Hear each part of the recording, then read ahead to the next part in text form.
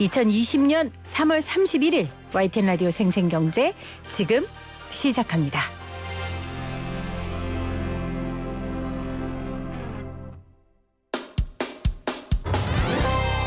생생하게 상생하며 건강한 경제방송 YTN 라디오 생생경제. 오늘 가장 뜨거운 경제 뉴스를 제일 생생하게 전해드리는 시간입니다. 이렇게 우리 모두 어려운 때에 사실 놓치는 분들이 있습니다. 바로 문화예술인들인데요. 예술가는 배고픈 게 당연하다는 생각, 예술가는 돈을 밝히면 안 된다는 인식들 때문에 늘 배고파도 배고프다 말 못하는 문화예술인들입니다. 우리에게 이제는 기초생계비를 지원하라라고 목소리를 내신 분이 있어서요. 오동진 영화평론가 나오셨어요. 안녕하세요, 평론가님. 높이지는 않고요. 목소리는 한번 낼 때가 됐다 이런 생각을 했죠. 제 앞에 한 얘기에 동감은 하세요? 예술가는 배고프다는 게 당연하다는 생각, 돈을 밝히면 안 된다는 인식, 이런 것들이 우리를 더 배고프게 했다. 연예인들은 돈을 밝혀도 되고 왜 예술인들은 돈을 밝히면 안 되죠. 돈은 있어야죠. 사실은 예전에 도스토옙스키도 어렵게 글을 써서 그 위대한 문어가 됐습니다만 가난한 건 견딜 수 있는데 생계가 위험한 건 좀 아니겠죠. 아마 지금 많은 예술인들, 영화인들이 걱정하는 것은 정말 기초생계가 어려운 그런 지경이기 때문에 네.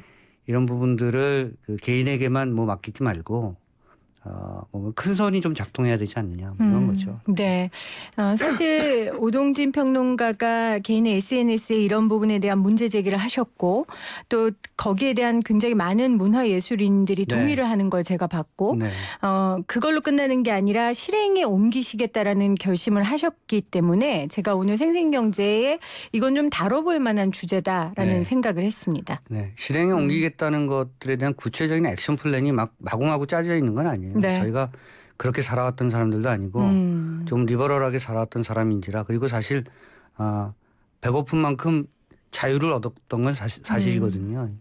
그런데 지금 같은 경우는 왜냐하면 2, 3년 후에 굉장히 어려워질 가능성이 높다. 그건 단순히 생계의 문제가 아니라 문화 자체가 위험해진다는 거죠. 왜냐하면 영화는 기획이 한 2년, 3년 걸리거든요. 그렇죠. 예컨대 여러분들 많이 보셨던 영화 남산의 부장들 한 2년 정도는 기획을 해야, 또는 3년 정도는 움직여줘야 영화가 나오기 마련인데, 지금 아무것도 시나리오가 쓰여지지 않거나 또는 시놉시스가 만들어지지 않거나 기획이 되지 않으면 2년 후에 영화는 없는 거죠.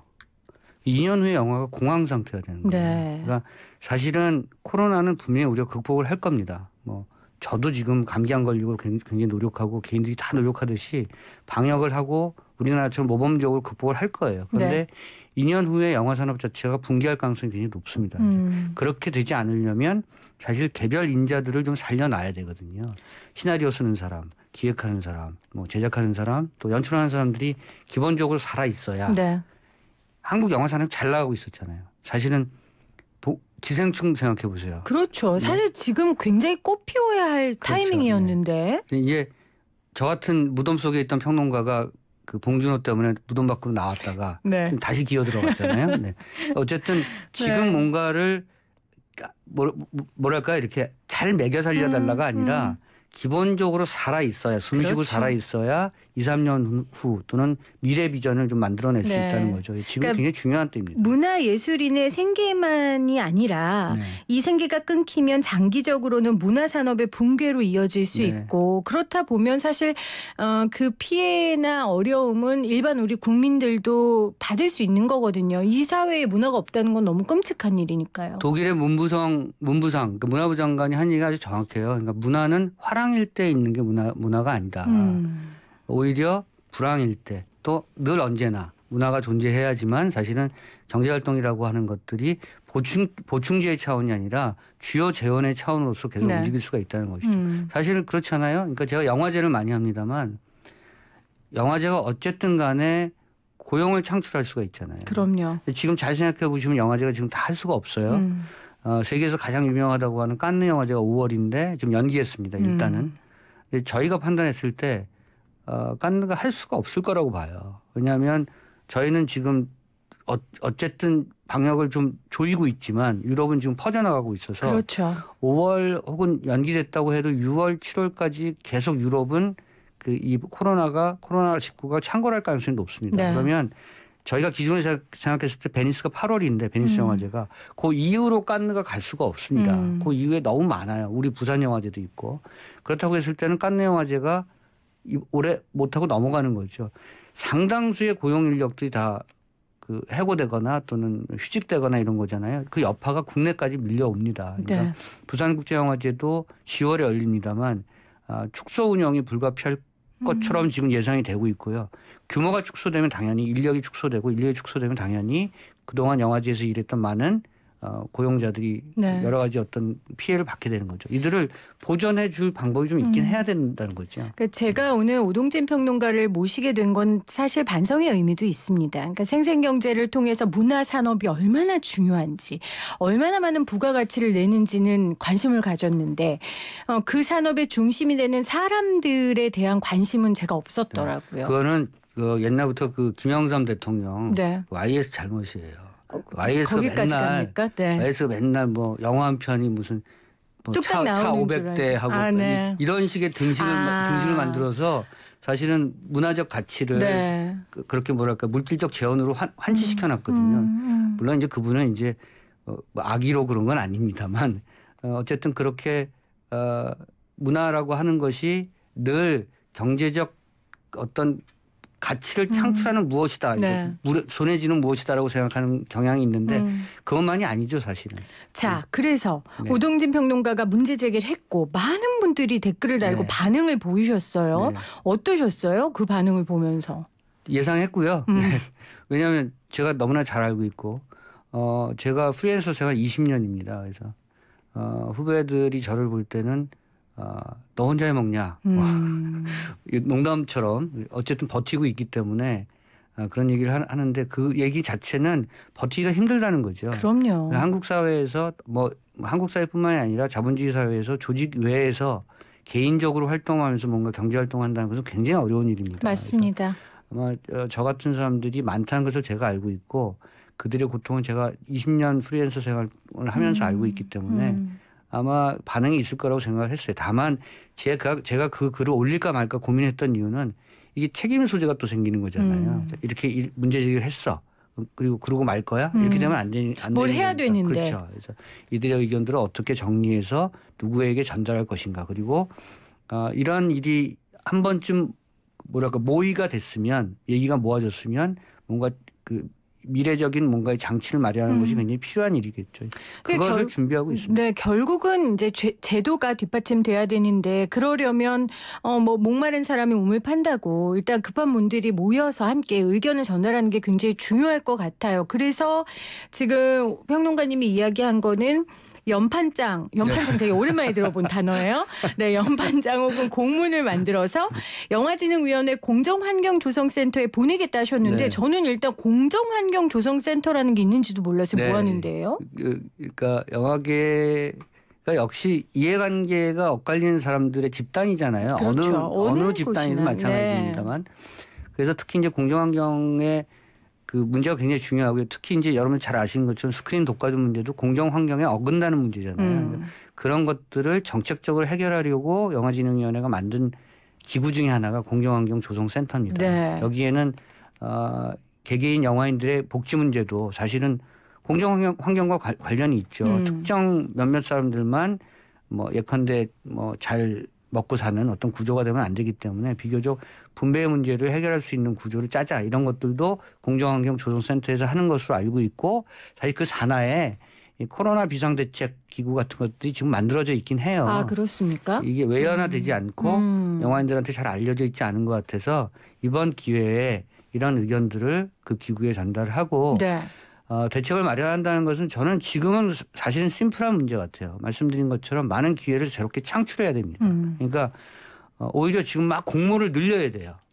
공모 산업을. 그렇죠. 시나리오 공모도 하고 무슨 기획 공모도 하고 어쨌든 그 기회를 많이 늘려서 그게 상금이 100만 원이 됐든 10만 원이 됐든 1000만 원이 됐든 어쨌든 그런 일들을 해야 되고 이른바 이제 자금의 양적 증가 뭐라 그러죠? 양적 완화처럼 늘려야 된다는 말씀이시죠. 거죠. 그래서 재원을 자꾸 만들어서 그걸 풀어야지만 일을 할 수 있는 고용 창출의 기회가 많아지고 사람들이 몰려들 수 있다고 생각합니다. 그러니까 절대적인 기초생계비도 물론 지급돼야 되거니와 말씀하신 것처럼 창의성을 끊임없이 발현할 수 있는 기회를 공모산업을 통해 그게 100만 원이든 10만 얼마든 원이든, 그러니까 동기부여를 계속해서 그렇죠. 해줘야 된다. 누군가는 계속 시나리오를 쓰고 그러면서 여기 제출하면 예를 들어 그만한 노동의 대가가 따를 것이다라고 하는 희망을 줘야 되고요. 희망 고문만이 아니고 그랬을 때 보충 그 재원들이 마련돼서 그것을 지원을 할 수 있는 구조를 만들어야 되는 거죠. 말씀하신 것처럼 지금 너무나 어렵다면 기초 자금 같은 경우도 뭐 대통령도 준다고 하는데 뭐 지자체장도 준다고 하잖아요. 장관도 좀 주면 되잖아요. 문화부 장관 말씀하시는 거죠. 영화진흥위원회 위원장이 좀 줘도 되는 거고. 네. 여러 각도로 어쨌든 지원을 할 수 있는 구조가 되면 경제가 좀 살아나려고 꿈틀대겠죠. 사실은 우리가 심심치 않게 들었던 가슴 아팠던 뉴스들이 예술인들이 생계로 스스로 목숨을 끊거나 아니면 뭐 자의반 타의반으로 어쨌건 어려움을 겪는 일들을 굉장히 많이 들었습니다.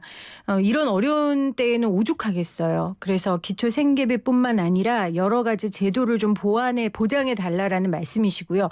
또 하나 제안하시는 게 제2금융권 융자를 위해 영진위 차원에서 좀 보증을 서고 해당 은행을 지정해 달라. 굉장히 구체적이에요. 이런 것들이 되면 좋죠. 은행 문턱이 높잖아요. 그렇죠. 꼭 보증인 데려오라고 하잖아요. 그런데 이제 영화인들 프리랜서가 어디 있습니까? 보증인 세울 사람이 거의 없죠. 저도 선생님 보증 안 쓸 거거든요. 그렇죠. 누가 미쳤어요.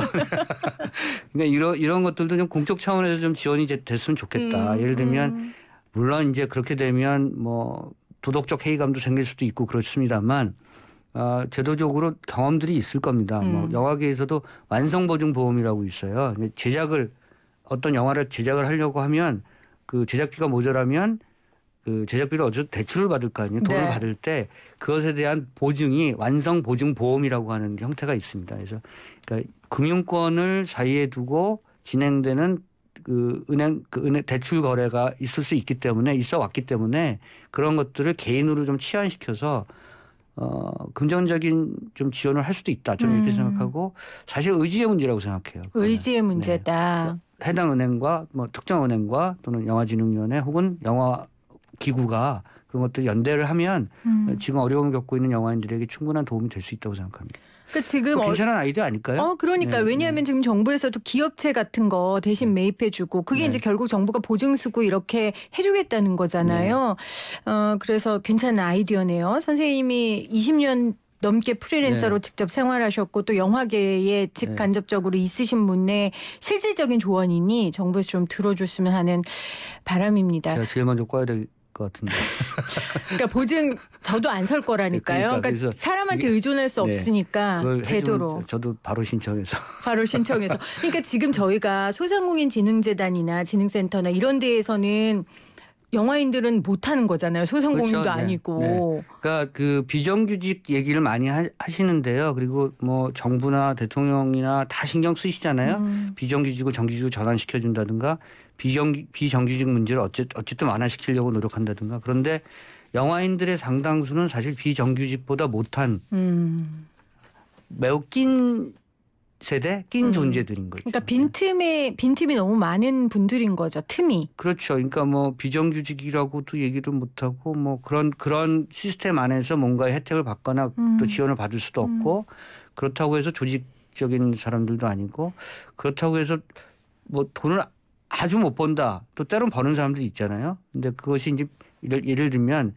그러니까 인생을 계획을 하잖아요. 그 재정적으로. 그래서 자기가 뭐 몇 살 후에는 은퇴를 하고 연금을 받고 뭐 어떤 생활을 할 것이다라고 사람들은 그런 비전을 가지고 인생을 살아가겠죠. 그런데 영화인들 상당수는 미래를 보질 못해요. 아니 그리고 영화인들이 정규직으로 딱 짜여져 있는 삶을 산다면 이렇게 창의적인 문화들이 발굴 안 될 거예요. 그러니까 이 사람들이 그렇게 살 수 있도록 제도적 보완을 해줘야죠.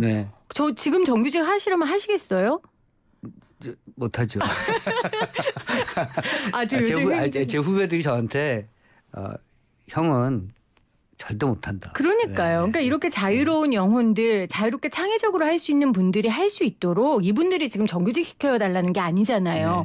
프리랜서로 온전하게 창의적 활동을 할 수 있도록 그러니까 최저 생계비도 아니죠. 기초 생계비 정도 보장해달라는 거예요. 그리고 예를 들어서 그것을 구걸하거나 강요하거나 그런 것은 아니라는 거죠. 그럼요. 이게 한 국가의 문화 비전을 만들어 나가는 데 있어서 요즘 정말 필요하다. 요즘 어려운 시대이기 때문에. 독일의 그 문화부 장관 말이 저는 자꾸 떠올라요. 그 프리랜서들의 삶을 자기가 잘 안다. 이것은 아주 긴급하게 그 관료적인 그 절차를 최소화해서 지원할 것이다. 이런 말을 읽고 나서 이 사람은 정말로 프리랜서 생활을 해봤구나. 내지는 그 마인드를 아는구나라는 생각을 했습니다. 저는 뭐 주무부처에 있는 장관분이나 또는 그런 기구의 장께서 비상하게 좀 생각을 해 주셨으면 좋겠어요. 자, 지금 독일 사례를 얘기하셨는데 캐나다 같은 경우에도 그렇고 뭐 노르웨이 같은 경우에도 그렇고 지원들이 굉장히 다양하다는 그 글을 한번 포스팅하셨어요. 뭐 예를 들면 극장 같은 경우도 지원하는 그 여러 가지 형태가 많겠죠. 뭐 세금 혜택도 있고 뭐 등등 극장이 내는 돈들이 많습니다. 그런 것들을 다 감면해 주거나 특히 우리나라 같은 경우는 영화발전기금이라고 하는 게 있어요. 그러니까 여러분들 잘 모르시겠습니다만은 여러분들이 티켓을 사면 저 봤어요. 그렇죠. 그 수익금의 3%를 떼서 기금으로 축적을 해놔요. 써 있잖아요, 티켓에. 네, 사실은 그게 영화인들 거거든요. 제작자, 감독, 뭐 영화를 기획했던 사람들의 몫이에요. 근데 그 사람들한테 쉽게 말하면 개를 들자. 우리가 이제 또 큰 돈 쓸 때가 있을 테니까 개를 들어놓자고 해서 만들어 놓은 돈이 영화 발전 기금이에요. 그럼 영화인들 거잖아요. 그럼 지금 급할 때 쓰면 되잖아요. 쓰면 되잖아요. 근데 쓸 계획들을 별로 안 내놓으니까 이제 제가 그런 제가 SNS에 포스팅한 그런 것도 약간의 그런 부하가 치밀어서 아니 이게 없는 게 아니고 이럴 때 쓰라고 모아둔 건데 그렇다면 물론 계획이 있다 손 치더라도 그걸 지금 예를 들어서 발표를 해야죠. 뭔가 계획을 내놔야 사람들은 거기에 준비를 하고 마중물을 만들 거 아니에요. 그러니까 거기에 대한 대책들을 전혀 내놓지 않고 있어서 답답하시겠어요. 지자체로 속하면 예비비 같은 건데 그게 일종의. 근데 그런 게 영화인들 생각은 뭐 예를 들어서 돈을 많이 번 영화인들 같은 경우는 많이 냈을 거 아니에요. 퍼센테이지에 따라서 내는 거니까 그 사람들 같은 경우는 충분히 할 말이 있다고 생각합니다. 자기는 국가의 세금도 내고 영화발전기금도 냈기 때문에 그러한 것들이 영화 쪽으로 환원돼야 되고 그것이 영화인들 어렵게 지금 지내고 있는 영화인들에게 좀 보탬이 되는 쪽으로 가야 된다라고 하는 목소리가 적지 않습니다. 자, 오늘 오동진 평론가가 영화인들에 대한 어려움 이야기해 주셨는데 저도 잠깐 숟가락 얹으면요. 지금 그 포스팅해 준 기사에 보면 캐나다 같은 경우에는 광고 수익에 격감에 시달리고 있는 미디어 산업을 지원하기 위해서 약 258억 원의 공익 캠페인 광고를 정부에서 지원한대요. 그렇게 만들어 주는 거예요. 그렇게 해야 된다니까요. 이런 거 저희 보도 채널도 굉장히 필요한 거거든요. 왜냐하면 당연히 산업이 위축되니까 광고 시장이 줄어들고 그럼 이제 저희 같은 경우도 영향을 받으니까 일을 주는 거죠. 예를 들어서 집단으로 모여서 뭐 할 수 없다면 뭐 책을 만들게 한다든가. 그러니까 공짜로 뭘 하는 것이 공짜로 돈을 주는 게 아니라 그만큼 창의적인 것들을 만들어내게끔 하는 거죠. 그건 굉장히 중요한 일이라고 생각하고요. 독일이 아마 64조 원인가를 풀었을 거예요. 그러니까 손에 잡히는 뭔가를 해줘야 됩니다. 어려울 때는. 저는 이 봉쇄, 코로나 봉쇄와 대공황은 손바닥의 안과 밖이라고 생각하고요. 봉쇄를 하면 대공황이 올 거라고 생각합니다. 그래서 그런 걸 안 하려고 굉장히 노력하고 있는 상황이라는 걸 제가 충분히 알고 있습니다만 한편으로는 어쨌든 양적 완화를 통해서 자금을 좀 숨을 돌리게 해줘야 사람들이 움직일 수 있다고 생각합니다. 네, 자 그럼 앞으로 계획은 어떻게 되세요? 이런 질문 굉장히 안 어울리는데 평론가님께 드리기는. 저는 이제 YTN 출연료를 올리기 위해서 투쟁할 거고요. 네, 저희도 올려드리고 싶습니다. 그러기 위해 저희도 지원이 절실합니다. 그리고요. 그 지원을 받기 위해서 제가 어쨌든 이 논의를 다각화시킬 생각을 하고 있습니다. 그러니까 제가 그 저한테 많은 댓글을 붙여주셨던 분들에게 공개적으로도 말씀드렸습니다만 이게 당장 재정적 무엇인가로 올 것이라고 기대하지 않으시죠? 라고 얘기를 했고요. 그렇지만 이 논의 구조를 통해서 뭔가 새로운 시스템을 만들기 위해서 한 번쯤 의견들을 모으는 중요한 어떤 모멘텀으로 삼자 이런 말씀을 드렸습니다. 말씀드린 것처럼 영화진흥위원회 뭐 문화관광부에서도 이런 얘기를 이제 귀담아 들으실 거라고 저는 생각을 하고요. YTN 생생경제에 나왔잖아요. 네, 그러니까 귀담아 들으실 거라고 생각하고 뭔가의 조치가 있을 거라고 네. 생각합니다. 그래도 YTN 라디오 생생경제가 제일 먼저 귀담아 듣고 인터뷰 요청했다는 거 잊지 말아주세요. 네. 그 왕가위의 그 영화 일대종사라는 영화 제가 굉장히 좋아하거든요. 네. 거기서 나온 대사를 제가 항상 외우는 대사가 있는데 등불을 켜라. 사람들이 모일 것이다. 이러거든요. 등불 켜신 거예요. 네. 알겠습니다. 저희의 이런 작은 등불이 정말 창의적이고 아름다운 사람 사는 이야기를 하는 문화예술인들에게 작은 도움이라도 됐으면 하는 바람입니다. 오늘 오동재 영화평론가와 함께했습니다. 고맙습니다. 감사합니다. 모든 인쇄 가능한 성원 에드피아. 온라인 주문 간편한 성원 에드피아. 누구든지 어디서나 쉽고 빠르게 인쇄의 유토피아. 성원 에드피아. 쉽고 편한 인쇄가 현실이 되는 곳. 국민인쇄 성원 에드피아. 생생경제 청취 여러분, 우리 아빠 김태민 변호사 잘 부탁드려요.